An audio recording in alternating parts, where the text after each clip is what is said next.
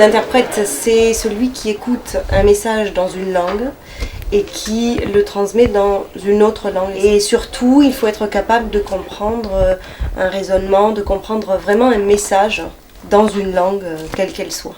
Je crois que c'est la présentatrice de l'Eurovision qui m'a donné envie de faire ce métier-là. Parce qu'à chaque fois que je regardais l'Eurovision quand j'étais toute petite et que je l'entendais dire bonjour dans toutes les langues et remercier tout le monde dans toutes les langues, je trouvais ça absolument fascinant. UK, 1 point. Germany, 2 points. Moi j'ai commencé par faire des études de LEA, langues étrangères appliquées, avec anglais et allemand. Et ensuite, je suis rentrée à l'ESIT, qui est l'école supérieure d'interprètes et de traducteurs de la Sorbonne. Et là, j'ai appris la technique de l'interprétation, en fait. 70 cm par 60 cm. Ici, on est 3, ce qui veut dire que chacune va travailler 30 minutes et qu'on alterne.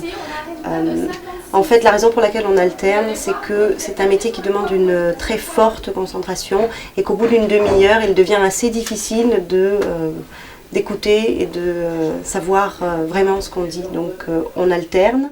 Okay, so now we have safety. On fait chaque jour quelque chose de différent et ça c'est vrai que je pense que c'est assez appréciable. Et le deuxième avantage, c'est qu'on organise son travail, surtout quand on est profession libérale, un petit peu comme on veut. Et en fait, les inconvénients découlent directement de cette situation-là, parce que quand on est indépendant, on n'est jamais sûr de combien de journées on va travailler le mois suivant, par exemple. Ce qui veut dire qu'il y a une incertitude en termes de revenus, on ne sait pas ce qu'on va gagner, et il y a des gens que ça dérange beaucoup. Il y a des possibilités d'évolution dans le métier, par exemple, il y a des chefs interprètes dans certaines organisations internationales, comme par exemple l'OCDE ou à l'Union européenne. Et on peut aussi essayer de devenir, par exemple, interprète permanent dans l'une de ces organisations internationales.